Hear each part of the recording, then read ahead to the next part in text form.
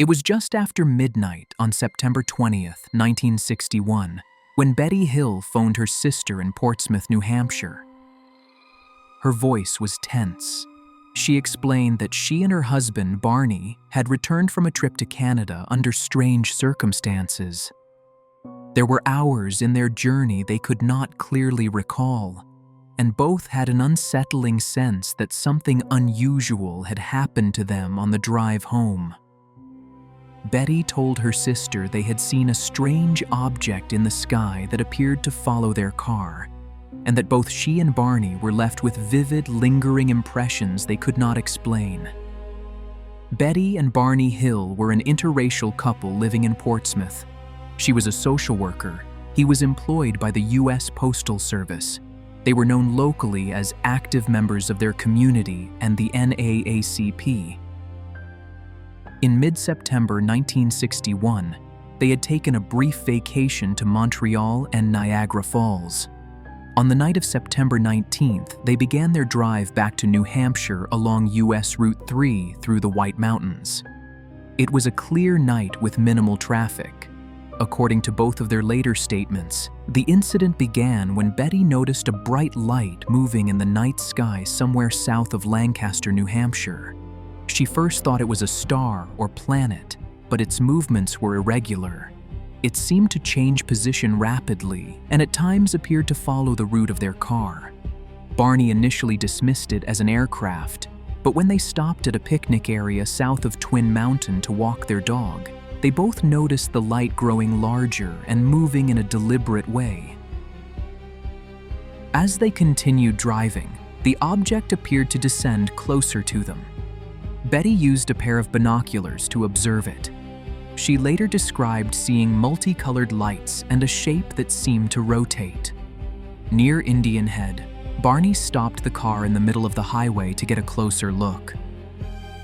Through the binoculars, he reported seeing rows of windows on the craft and several figures standing inside. He claimed the figures moved in unison toward what he perceived as a panel, after which something extended from the craft toward the ground. Feeling alarmed, Barney ran back to the car. He told Betty they needed to leave immediately. They drove south, but soon heard a series of rhythmic beeping or buzzing sounds, which they both later said caused a tingling sensation in their bodies. Their next clear memory was of being about 35 miles farther along the highway, with the beeping sounds occurring once more before the sensation ended. By the time they arrived home in Portsmouth, dawn was approaching.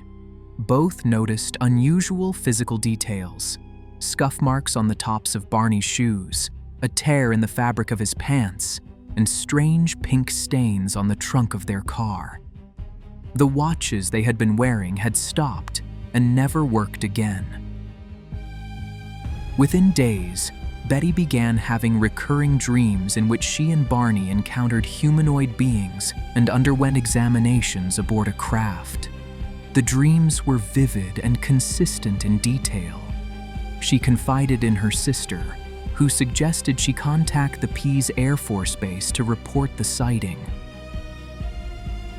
On September 21st, the Hills were interviewed by Major Paul W. Henderson of the 100th Bomb Wing Intelligence Office. Henderson's report concluded they had likely misidentified the planet Jupiter. The Hills attempted to put the experience behind them, but their physical and emotional reactions persisted. Barney developed anxiety and trouble sleeping, while Betty's dreams continued. In November 1961, they were referred to Boston psychiatrist Dr. Benjamin Simon, known for his work with hypnosis in treating trauma. Dr. Simon began separate hypnosis sessions with each of them in early 1964, without allowing them to compare accounts. Under hypnosis, Barney described stopping the car and seeing several humanoid figures approach. He recalled being taken aboard a craft against his will, where a group of beings conducted a physical examination that included the inspection of his mouth, teeth, and genitals. Betty, in her sessions, described being escorted aboard by two beings she perceived as the leaders. She said she was seated in an examination room where samples of her hair, skin, and nails were taken, and a long needle was inserted into her abdomen, which she was told was a pregnancy test. She also recounted asking one of the beings where they were from. In response, she claimed it showed her a star map with prominent points connected by lines. After the hypnosis sessions concluded, Dr. Simon interpreted their accounts as likely the result of psychological stress combined with Betty's dreams, rather than a literal recollection. In 1965, the Hills story became public after the Boston Traveler published an article based on a leaked report. Shortly afterward, John G. Fuller worked with the couple to produce a book, The Interrupted Journey, which brought national attention to the case. Physical evidence from the night of the incident was minimal, but documented. Samples of the pink powdery substance from the car's trunk were collected by the Hills, but no conclusive analysis was reported. The torn clothing and scuffed shoes were kept, though no forensic testing beyond visual examination was performed at the time. The watches that had stopped were retained as well. Betty's description of the star map was later compared by amateur astronomer Marjorie Fish to the Zeta Reticuli star system, leading to a hypothesis that the beings originated there. This interpretation was debated and remains disputed. Over the following decades, the case was investigated by various civilian UFO research organizations, including the National Investigations Committee on Aerial Phenomena, NICAP. Investigators noted the Hills' credibility and lack of prior interest in UFO phenomena. Skeptics, however, pointed to possible explanations such as misidentified aircraft, stress-induced false memories, or the influence of Betty's dreams. The case was also re-examined by researchers who noted that the road near Indian Head had regular flights of military aircraft in the early 1960s, which could have been mistaken for an unusual object. Despite these alternative explanations, certain elements of the Hills' accounts have not been fully resolved. Both maintained until their deaths that they had experienced an event far beyond an ordinary sighting. Independent of each other, they consistently described the craft as silent, disc-shaped, and equipped with a row of windows. They both recalled the beeping or buzzing sounds marking the beginning and end of their missing time. The physical details, damaged clothing, stopped watches, and car markings were documented soon after the event, but not explained. The hypnosis transcripts remain a primary source for the abduction narrative. In them, Barney's emotional reactions were particularly intense, with Dr. Simon noting visible distress during recollections. Betty's star map account remains one of the most discussed aspects, as she drew it from memory under hypnosis.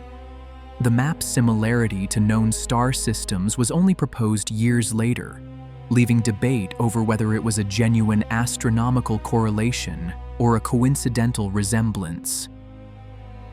By the late 1970s, the Hills case had become a central reference in UFO abduction literature. It influenced how later accounts were reported, especially in describing gray, humanoid beings and medical-style examinations. Some researchers argue this influence shaped public perception of alleged abductions for decades afterward. The couple continued to speak publicly about their experience, maintaining that they had been truthful. Barney died in 1969, while Betty continued discussing the case until her death in 2004. In the official record, there is no conclusive evidence confirming the Hills' interpretation of the events. The Air Force's Project Blue Book case file on the incident lists it as insufficient data. The physical items retained by the Hills were never subjected to comprehensive modern forensic testing. Witnesses who spoke to the couple immediately after their return, including family members and military personnel, confirm their accounts of missing time and unusual physical details, but cannot verify what occurred during that period. One unresolved element remains central to the case: the approximately 2 hours of missing time between the Hills' sighting of the craft near Indian Head and their reappearance on the highway 35 miles away. No verified witness saw the couple during that interval, and no physical evidence has been recovered to account for it.